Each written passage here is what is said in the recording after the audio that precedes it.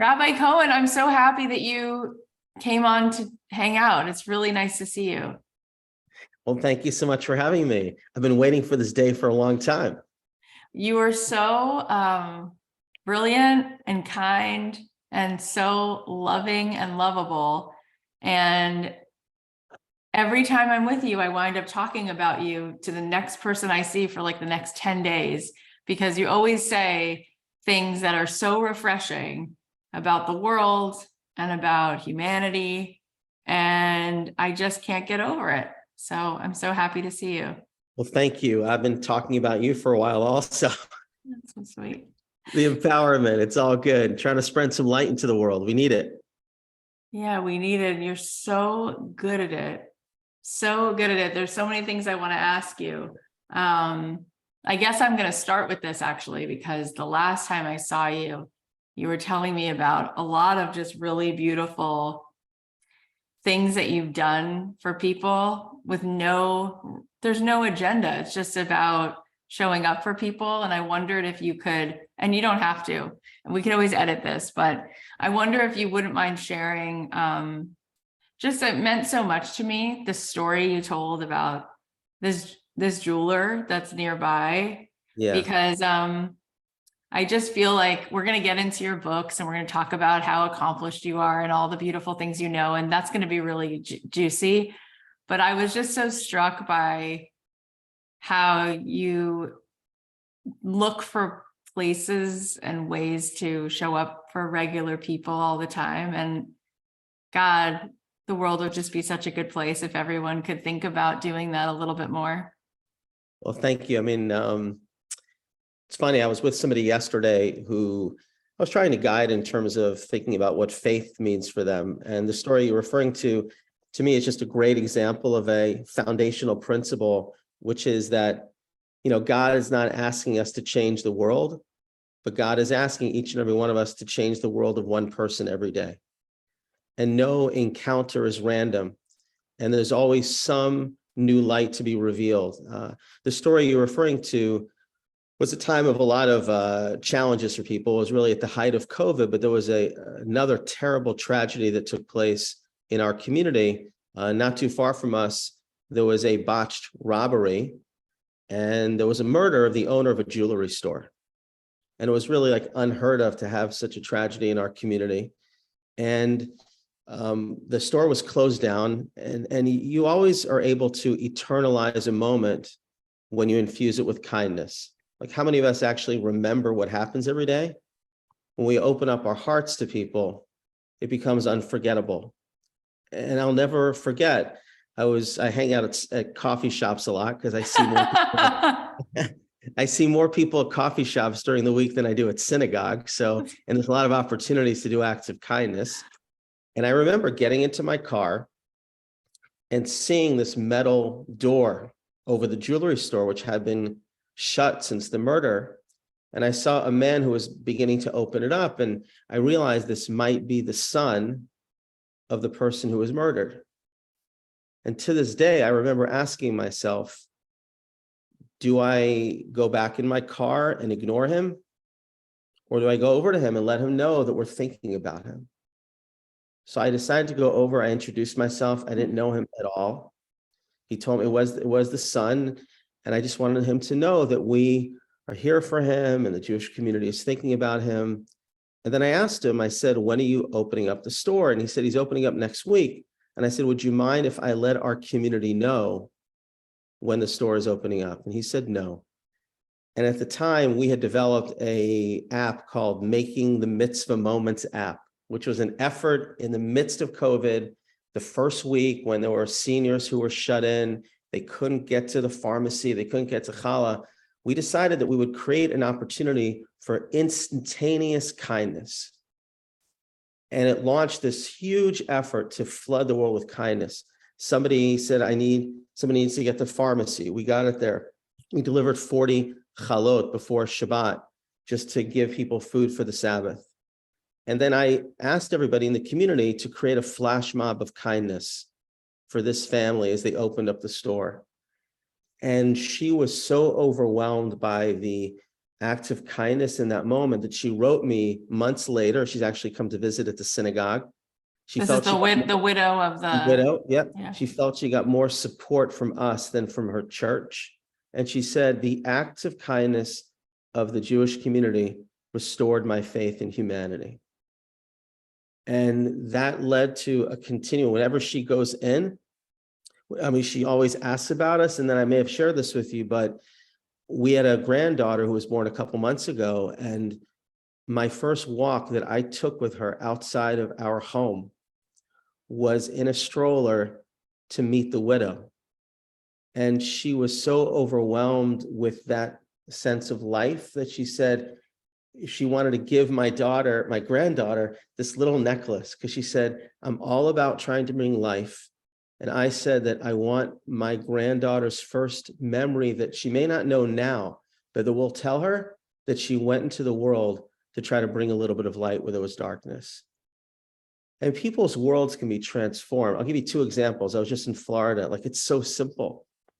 You know, sometimes we do an act of kindness and God creates some new acts of kindness. So I was renting a car in Florida last week, and I guess I had my credit card in my pocket, but not fully in my pocket. So I visited a bunch of our snowbirds, and everybody likes to give me food to eat wherever I go. But the reality is there's only so much one guy can eat.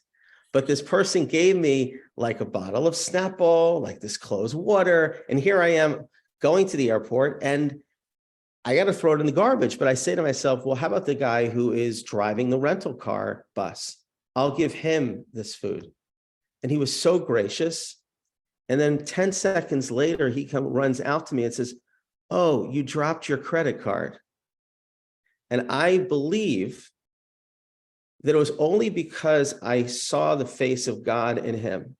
I wasn't just some anonymous guy on the bus, but I connected with him. And I gave him this, that he connected with me. And then he took that moment to give me the card. I'll give you one other example. When I got to the airport that same day, I got there early, so I went to the Delta Sky Club there. And I gave this as an example. There was a woman there with her older mother, and the woman at the Delta Sky Club said to this younger woman, you know, on your Sky Club membership, you can only have one person go in. You can't have other people. And you could see that she was frustrated. She wanted her mother to go in. And I went over to the woman and I said, come with me. I can take 2 extra people into the Sky Club. So I brought her over, and the Delta woman was floored, like, that's so nice. But it didn't cost me anything. But like, the woman was so appreciative that I didn't wait to be asked. But that's how we all need to lead life. If there's somebody who's in our orbit, it's an opportunity to really make a difference in their life. Oh, it's so beautiful. We were just recording a podcast with Dr. Arthur Brooks, who teaches positive psychology at Harvard. And he's such a beautiful person. And he is also a person of faith. He's a very devout Catholic, and he's so connected to all. It's a faith so much that he loves when everybody has their own faith. Like he said to me that in studying happiness at a place like Harvard, with so many different tests and so many different ways that they've looked at the data, they have found that what actually makes a person happy, it's not self-care, it's other care. Yeah. It's really what you're saying is that it's actually the best thing you can do for your own happiness is to turn toward these beautiful ways in which you can make a difference, a small difference. And you know, you're so right. It's like, it's those little things that we never forget, those little moments. And it's just so not lost on me who you are and how you are. And I always am crying within like the first 29 seconds of you speaking, because when you see kindness in front of you, it cracks your heart open. And I feel like you just run to do goodness all day long. Yeah. I mean, I'll tell you one other story. It might make you cry, but are you okay if I tell you one other story? Yeah. So I was with the Reverend, who I have a show with. Maybe we can talk about it later. And I was with a group of college students in a psychology class at UConn. And they asked us, if you had to talk to your teenage self, what would you say? So I responded that I would tell my teenage self not to miss an opportunity to do an act of kindness. Like when you're younger, we think so much about, what do I need? As you get older, you think about, what does God want of me? Like, what can I do? So I remember it again, like it was yesterday. It hit me, the answer. It's a Friday afternoon. I'm driving afterwards, and it's really weird. I pass a cemetery in Stanford, and I don't know what it is. It looks like something is laying on the ground in the cemetery. I don't know what it is. It looks like maybe it's a person. And I drive by and I say, I got to go to the bakery. It's getting close to the Sabbath. And I said to myself, why don't you listen to what you just said? You just told a group of college students that you shouldn't pass up an act of kindness. Oh my gosh. And I took a U-turn. I went back into the cemetery. And as I got closer, it was a woman who was laying flat on a grave, and she was crying uncontrollably. And I went over to her, and slowly, she didn't notice me, but first I went over her and I said to her, I just want to, come over here and say a prayer with you. And she kind of got up, but she was like totally crying. And then she said to me, she was crying because it was the grave of her son who had died like 2 years ago. And then she sat up and I said, I just want to recite Psalm 23 with you. And I recited Psalm 23 with her. And she was able to get her composure a little bit. And then she said to me, and she spoke Spanish, English, she says, my mother would always recite Psalm 23 with me. And I believe that my mother sent you here to help me in those most difficult of moments. And again, I don't know this woman, but I realized she's never going to forget that. I'll never forget that. And it was that moment in time when there was some eternal light that was revealed in her life. And the world would truly be, such a brighter place if we understood that if there's somebody in our orbit, there's some light that we need to reveal in the world. That's so beautiful. And I'm just have tears streaming down my face. And I think about how Rabbi Aaron, who's a mutual friend of ours, he feels like a father to me, but I guess he's a friend. When I first met him, he said that the world is miserable because they're miserable. They just think about themselves. And no, he's so good at that stuff. He is good at that. Yeah. And so I remember when I was first learning with him, I was about 20 years old, and I was like all into spirituality because I had been meditating and doing yoga and feeling so at peace. And I said to him, so what you got? What does Judaism have for me in this peace category? And he's like, well, we got a lot of that stuff. We have a whole 24-hour period. It's really 25 hours where we kind of chill. And he said, but you know what we do that's a little bit maybe even better than that is we do for other people, right? I can show you something that you can be doing all day for someone else. And he said, if you really want a spiritual experience, walk down this block, make a left, and knock on the second door on that block.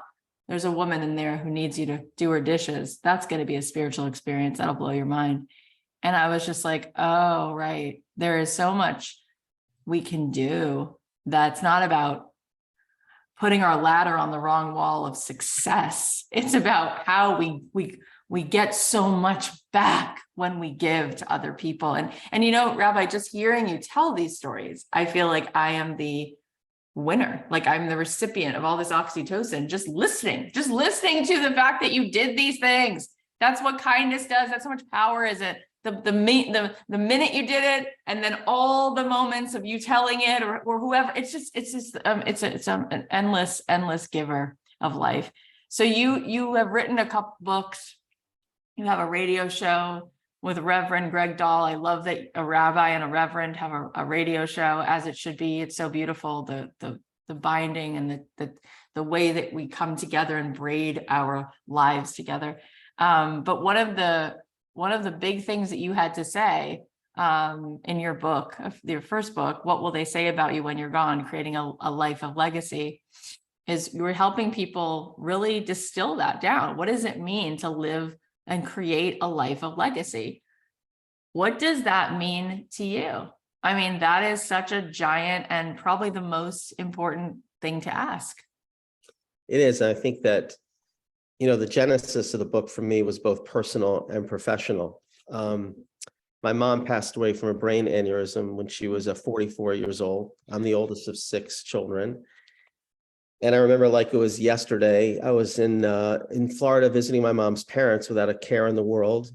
And then I got a phone call that my mom's had a brain aneurysm. She had a second brain aneurysm, and within 48 hours, she had passed away. And my entire life was turned upside down. And I realized then even more that life can change in an instant, and the fragility of just every moment. And then the journey for me got more acute. I always knew my mom was young, but then when I got to the age of 44, which was the same age as my mother, I began to ask myself even more, am I doing the most that I can with the life that God has given me to realize the potential every day? And it was interesting. I started this book process by looking through hundreds of eulogies that I wrote. So what is the essence of a good life? And then a friend of mine talked about the notion of reverse engineering. He's a businessman. And he said that maybe what you need to do is help people identify what is the best version of themselves. What is the kind of life they want to lead? And everybody has this brush with mortality. You're at a funeral, you hear about a person who really was, whether it was charitable, they loved their family, and then you say, boy, what will they say about me? But then we are inspired for 15 minutes to hug our families a little bit tighter, but then we just go back to life as usual. So I want to help people live their life at the highest frequency possible. And I developed a strategy of 7 principles to help people reverse engineer their lives so they lead the lives now for how they want to be remembered. Because I believe that, a person, for example, we've all felt that somebody is in the hospital or somebody gets a diagnosis and all of a sudden they realize everything's okay. In that moment, they breathe deeper. They are so happy.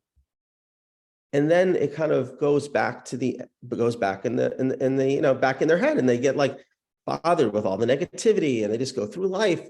But life isn't meant to be a highlight film.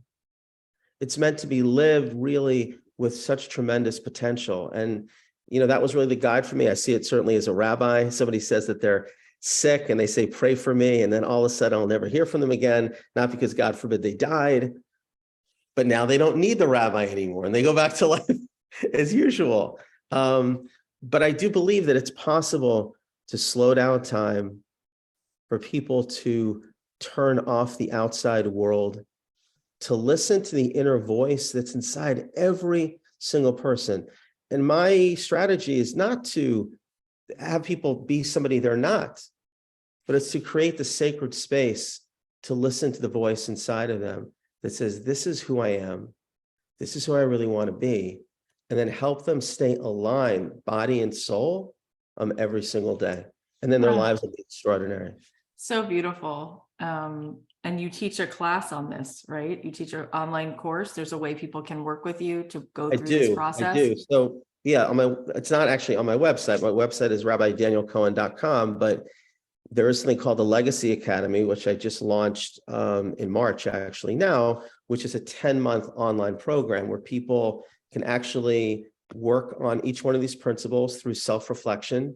And then I give them personal feedback. And then we have there's videos that I actually recorded in the old city on each one. And then we have a conversation with people that are like-minded, spiritually growth-oriented people. And then I mentor people. So it's a way to take the principles in the book and actually try to work on a personal journey so that it doesn't just become something that's in your head, but actually the aspirations become part of your life on a more consistent basis. That's so incredible. I'm going to put the link to that in the show notes so that everybody has it. To have that insight from you is just, I can't even think of a word for how special and important that is. And what you're making time to think about is the most important thing to be thinking about. So can we go over what some of the 7 principles are? You don't have to tell all 7, but are there a few you'd like to pull out and talk about?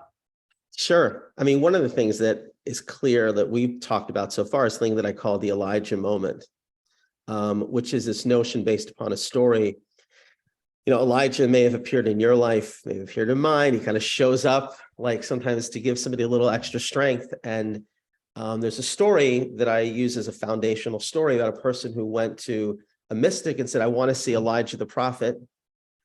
And the person said, well, go to a widow in the forest and you'll see Elijah the prophet if you bring food for the weekend with their children.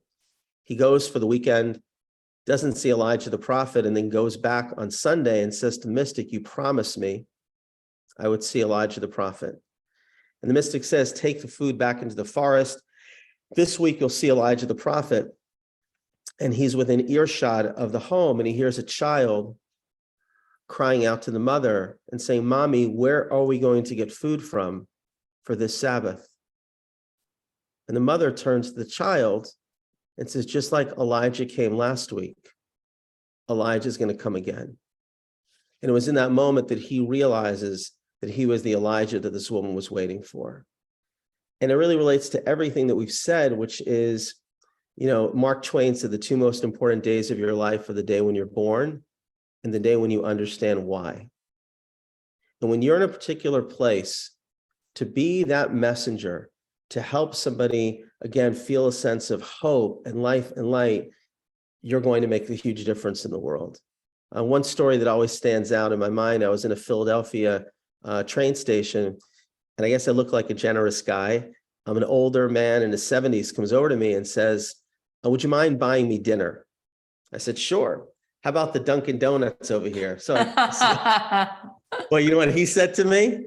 He said, I prefer the Cajun food over here. I said, whatever you want. So I went over to the woman behind the counter and I said, whatever he wants. And she said, oh, he can only get 2 sides. I said, whatever he wants. So he gets his food and I say to him, what's your name? He said his name was Sam. I said, Sam, God bless you. And he turned to me and said, God has already blessed me. He sent me you. And I realized that I was God's agent. And one of the keys to leading that life of legacy is recognizing that at any moment, any time, any place, we can bridge heaven and earth and really make a significant difference in somebody's life. So it's interesting. I mean, it's just one other point related to that. Like, it's also important, I think, when you reflect on this, to know that no act of kindness is lost. You know, we don't do things, nor should we, for any return. It's this idea of like unconditional kindness. But you also know that that energy is put into the world. So the Reverend and I, this is actually how we got closer about 10 years ago. We decided, because we became close friends, that we create a Elijah Moment campaign. There's actually a Facebook page called the Elijah Moment Facebook page. And we said, in a world that's filled with acts of violence, let's flood the world with acts of kindness. And we asked people to share their stories. And one woman wrote us, she said, I am a NODA nurse at Stanford Hospital. NODA is no one dies alone. I'm always with patients at the end of their life, just to be there with them. And the woman said that near the end of this patient's life, I was feeding this patient ice cream, and I felt closer to this patient than like ever before. And she said the patient passed away not a couple of days later. She said she was telling her family about the story. And the family said, you know, that patient's father was the doctor who brought you into this world. He said, that person's father brought you into the world 50 years ago, and now God put you in this place to help that person leave this world. And that's the way we have to see the power of that light, because it will reverberate and it will be eternal. So I'm a big believer in the Elijah moment principle, which is one of the principles. It's so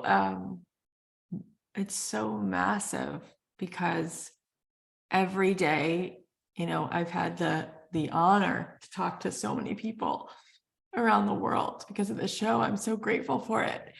And one of the things that hurts is to see how many people don't feel like they're enough, or that they don't think that they're needed, because they're so hard on themselves, right? And one of the things that I learned, one of the first things I learned from Rabbi Aaron when I was 20 years old was that, another one of his plays on words, he says, "You're a masterpiece, you're a piece of the master." And that's a good one. Yeah, that's a good one. And you're needed. That's the thing.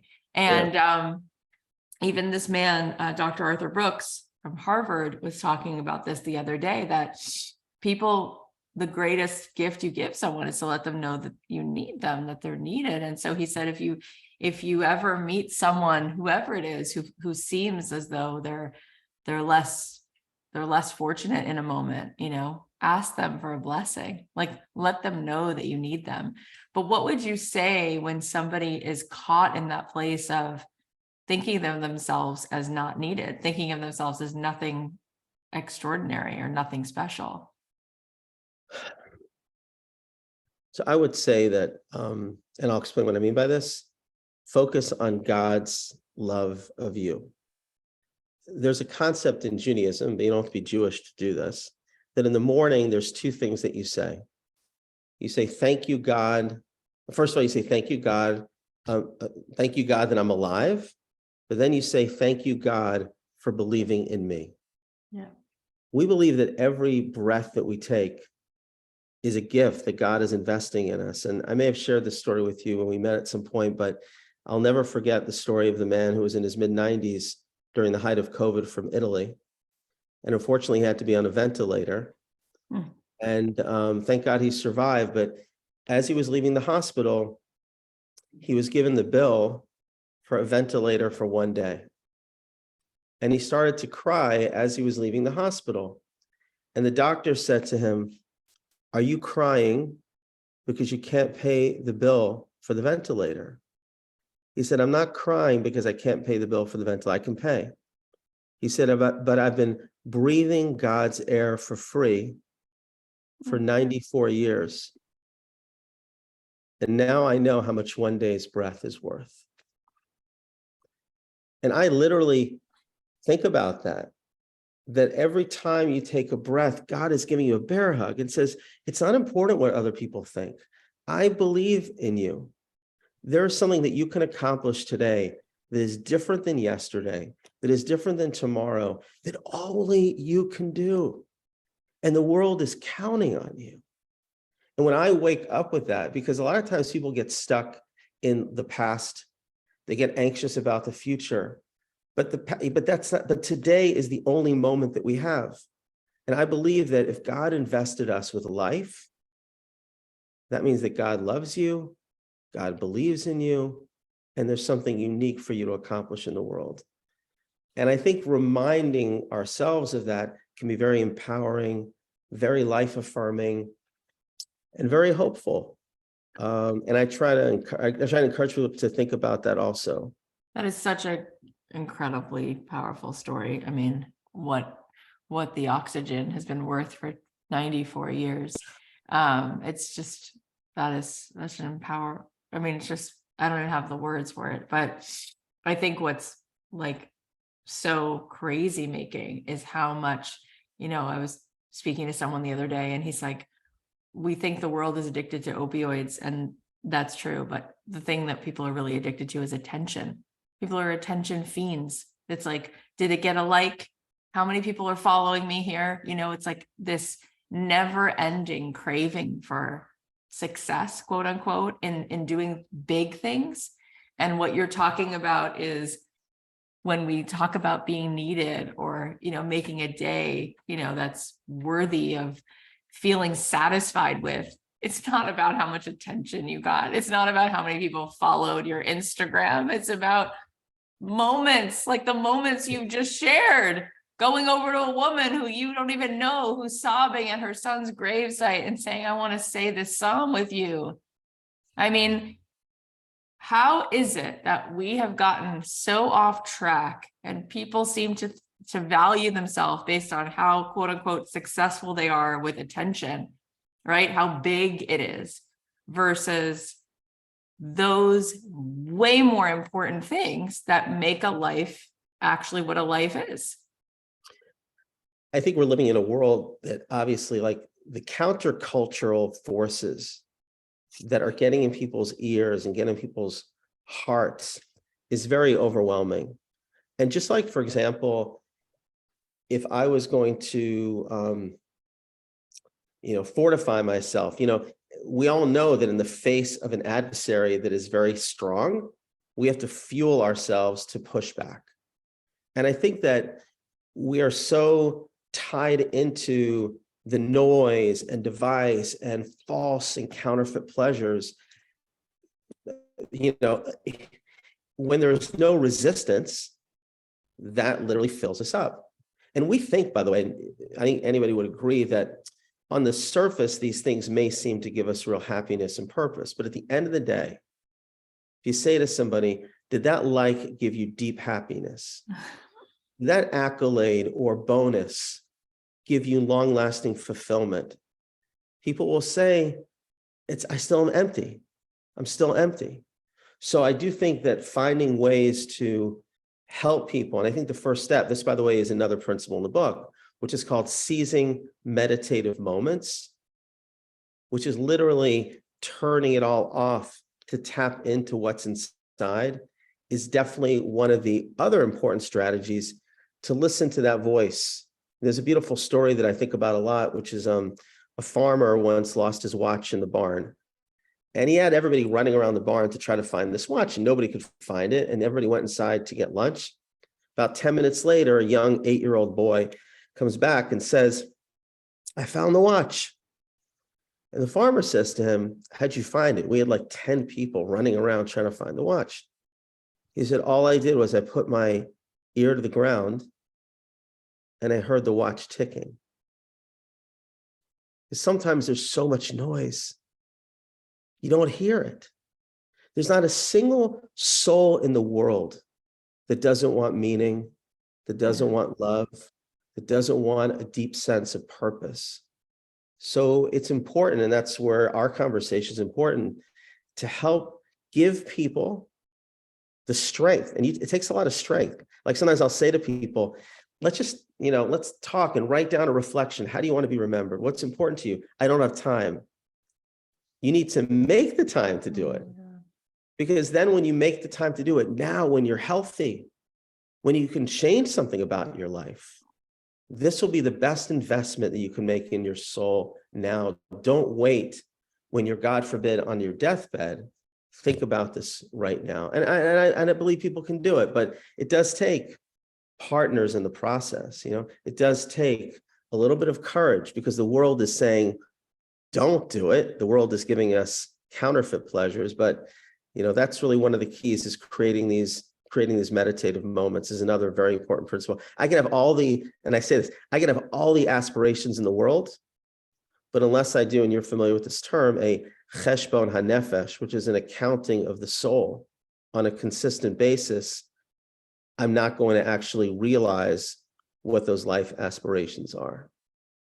Yeah. I mean, it's uncanny when you hear people say, I don't have time for that. It's like, how do you want to be remembered? I don't have time for that.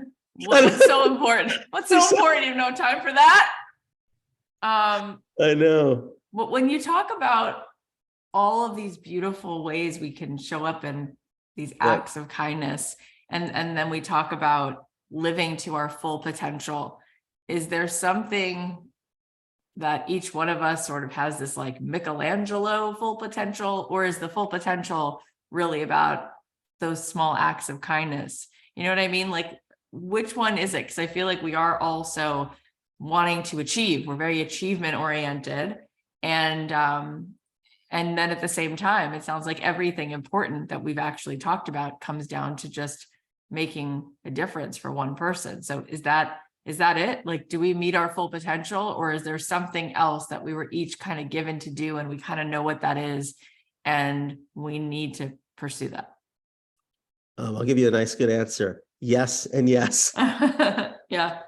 So I would say that, look, I mean, there's a phrase, it's in the book of Psalms, build a world of kindness. You can't go wrong. And I believe that is our mission, is to bring hope in places of despair, light in places of darkness, and really bring kindness wherever we go. That being said, everybody has unique gifts. Everybody has a unique constellation. And part of realizing one's potential is identifying what those gifts are and then harnessing them, not for one's own glory, but to bring more of God's glory and greatness to the world. So for example, I mean, again, let's say somebody is an artist, okay? I mean, but then the question is, what do you do with that skill to make the world a better place? It may be mentoring kids who don't have the resources to learn about art. It may be making cards for seniors. You're right, it kind of leads to improving the world. But my path to doing that and your path to doing that may be different because we're each different and we each have our own unique talents. And the truth is that this is something also, one of Rabbi Aaron's great lines, since we're batting around great lines. He says, your role is not your soul. Your role is not your soul. Oftentimes we think that our meaning is derived based upon what job we have. And somebody, let's say, loses a job, or they are now not in a particular position, they feel they don't have meaning. There's no such thing as retirement. I always say that, you know, if we believed in a mandatory retirement age, the Jews never would have gotten out of Egypt. Moses would have been in Florida. Like, it's like, he didn't start till he was like 80 years old. He said, so good. There's no retirement. So, okay, I was on the phone this morning with a businessman who, thank God, has everything that he needs. And he said he's trying to find his purpose. He's out in Arizona, and really sweet guy. And I said to him, well, I know a lot of young people that might appreciate your mentorship in business. And that's a way that you give meaning, because that's something unique that you can offer. So helping people see inside themselves what they may not realize they have is also one of the key strategies. There's a beautiful verse in Jeremiah that says, God knows us before we were born. God knows, and that means that we may know our past, we may know our preferences or our problems, but oftentimes we may not realize our potential. And God believes that if he puts us in this world, there's some unique talent, some unique gift that we can now harness to help make a everlasting impression on the world. So I think all of us are programmed for spiritual greatness. The exact road to get there is going to be unique to us, but at the end of the day, we're all here to literally help heal the world and ensure a time, which I believe will happen, and I know you do too, where the entire world will recognize the face of God in every human being. And there will be no more violence and no more racism, and the world will be truly a beautiful place. What a beautiful, incredible, important vision. And I don't know if you know this, I don't know why this just occurred to me, but there's a Broadway show, it's very famous, called Les Miserables. Sure. And the very last line of that show, the very last line is, to love another person is to see the face of God. You know what? I forgot about that, but that's a great line. It's a great line. And it's true. It's so true. It's like opening your heart, as Bob Marley would say, you know. And speaking about Les Mis, and I just mentioned Arthur Brooks before, who's a very devout Catholic, and you have a show with a Reverend, and we're talking about God. How do you help people receive that word when they maybe don't like that word? They like the word universe, or they like the word divine intelligence, or infinite intelligence, or oneness, or consciousness, right? It's just, I feel like the word God has been hijacked, you know? And And then there's also, you're very good friends with a reverend, and he might have that, you use that same word, but slightly think of it slightly differently, right? How do we all get to be a part of it is what I'm saying. How does everyone who's listening right now get to feel that they can lean in regardless of where they start that conversation? Well, I think, by the way, again, this is another quote from Rabbi Aaron, that the word God is a loaded God. And, when somebody says they don't believe in God, Rabbi Aaron's response would be, I don't believe in the God that you don't believe in anyway. Yeah. God is not like a service machine, Right. it just is like, ching, I pray, all of a sudden, boom, things come out. I think it's important to focus. Number one, I mean, many times I'll use the notion that there's a higher power, because it's more of a universal piece. But I also want people to me, the most important road is to help people appreciate the feelings that are generated when they lead a more soulful life. In other words, everybody really wants that inside of them. So if we can tap into people's awareness of their soul and what actually gives them real happiness and life satisfaction, relationships that are strong, having a life of kindness and meaning, being authentic. And one of the principles I talk about is courageous choices. We live in a world where oftentimes decisions are made based on pressure, not on principle, based on convenience, not on conviction. And I believe that everybody recognizes that when you make a decision that may be a tough moral decision, but it's a decision that's fortified by you knowing you can look in the mirror and know you did the right thing, people want more of that. Yes. For me, it's less important about a conversation, do you believe in God? But it's more a conversation about how do you fuel your life with the kind of awareness that your soul should be driving your body and not your body driving your soul. And I would say 99% of the people in the world get it. They want that. 100%. So that's really where the conversation, I think, starts. The God will come, you know what I'm saying? But if they really are open to understanding what drives them, and I think most people do, then they want to be fortified in that way. They just haven't 100%. thought about that. 100%. Before we have like 9 minutes or so left. So before we hop off, I want to mention you went ahead and wrote another book called The Secret of the Light, which is so impressive because first of all, writing one book is already impressive enough, but then you wrote a second book, and the second book is it's so cool to see that you could do this too, because it's really like a piece of fiction with like really important morals and values in it. Why did you want to tell that story? What is it about that story that you had to tell? So it's interesting. The genesis of the story took place about 20 years ago when I was in Colorado, visiting some stakeholders in the synagogue, and a guy comes over to me and says, Rabbi, when I die, am I going to be reunited with my parents? And I said to him, yes, I believe the souls live on and you'll feel your parents' presence.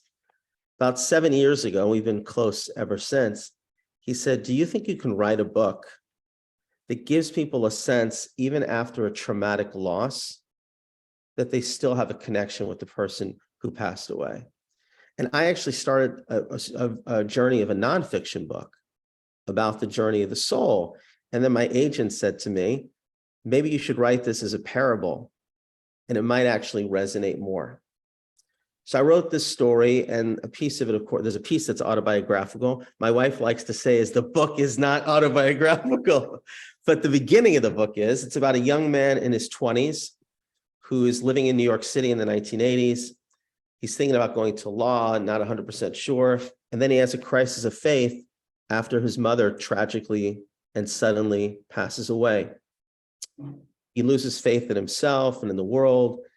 And he's just really in a very deep spiritual funk. And then he's meandering around Times Square in the 1980s when Times Square was not a nice place. And he stumbles across a street sweeper who's a hidden mystic named Elijah. And Elijah opens up his eyes that no place in the world is devoid of God and helps him restore his faith in himself and in the world around him. And it's really a book of It's a book of hope. It's a book of not lamenting the darkness, but increasing the light, which is a journey, I think, that is universal. We oftentimes hit walls, but we have to realize those walls are just doors. God is sending us through a different path. And I remember it was very hard for me, tragically hard after my mom passed away, to somehow grapple with living a life without her physical presence. But I now feel her every day. And I know that she helps me channel her light into the world. And it's also a book, though, to me, it's interesting because writing the book was very cathartic. There's a scene in the book, and I'll just share this with you. Like, again, you never know a moment until it becomes a memory.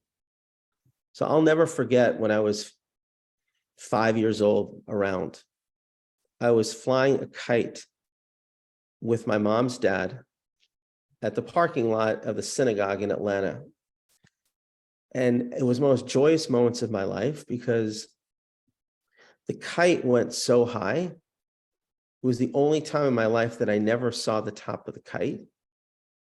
But all I could do was I could feel the tug, and I knew the kite was there. It was a memory that was like in my heart. 30 years later, after my mom had passed away, I read something beautiful, that when a person passes away, you always have to realize that the tug is going to be there, that you may not see them in the same way, but you'll still feel their presence in your life. And that story served as a great source of comfort for me. And also it's a great source of comfort for the main character in the book, to know that we may not see those people in the same way, but they're always present in our life. And it's a bit of a love story. I mean, it was a very hard writing the book. It takes place in New York, in Jerusalem, in Tzfat. Well, it was really beautiful. Like, one of my mentors just called me up, and he was real key in helping me write years ago. And Rabbi J.J. Schachter from Yeshiva University. And I gave him a copy of the book last week. And it's always nerve-wracking when you give a copy of the book to somebody who is your mentor. And he called me up and he said he loved the book. He said, I can't wait to see Elijah again. So that was a comforting moment. I mean, I can't even imagine how much nachas, how much your mom just looks and just has such incredible love and pride for every single thing that you are and that you do. It's amazing. And we've had, 700 episodes. You're one of the most loving, memorable people. Like, what a gift that you're here. So really quick, before we hop off, you have this show with the Reverend. Yeah. And is that something that everybody can find and listen to? Sure. Yeah, it's actually, if you go on the Gab network, the Rabbi and the Reverend, it appears on around 7 or 8 different markets. But if you go on Spotify, actually, the more recent shows are put up. So you can just look on Rabbi and Reverend. And I would say also, I just want to emphasize this, in my whole journey, my wife is my soulmate. And she has been such a strong source of support in giving me the strength and really helping, all of these stories and just this life journey and helping reveal the light. That's so sweet and very true, very true. What can people expect if they listen to the show, the Rabbi and the Reverend? What can they expect? What's it about? So it's basically the two of us bantering for about 45 minutes. I mean, so for example, we will talk about a little what's going on in the news, but more timeless. And we really talk about also like comparing our faiths. I learned a lot from him about Christianity and vice versa in terms of Judaism. But we also really, to the point of legacy, we both are really trying within our own communities to help people realize the best version of themselves. And whether you're Christian or Jewish or another faith, the struggles of the soul are universal.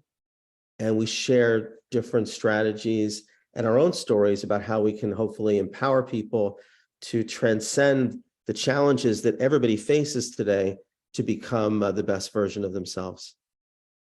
It's so important what you're doing. I mean, there's so much chaos and static out there, and there's a lot of racism and anti-Semitism is on the rise and all of this stuff. And then to hear the two of you, a reverend and a rabbi, having conversations and coming together and helping us all understand and lean into to love one another, there's such a need for it. So thank you for doing it. Yeah, he's a great guy. Very blessed. Thank God. So as we're signing off, tell everybody where they can follow along with you, and I'm sure they're going to want to continue to hear from you. What's the best way? So the best way is if you go on my website, www.rabbidanielcohen.com. You find videos there, podcasts. You can sign up for something, and people can feel free to generally reach out to me personally. I'm happy to connect, and you can also learn more about the Legacy Academy, which is a great way to stay connected. And if you do have Elijah moments, you can go on the Facebook page and you can post there as well. You're a great host, by the way. Oh, you're so kind. You're an incredible blessing. Incredible blessing.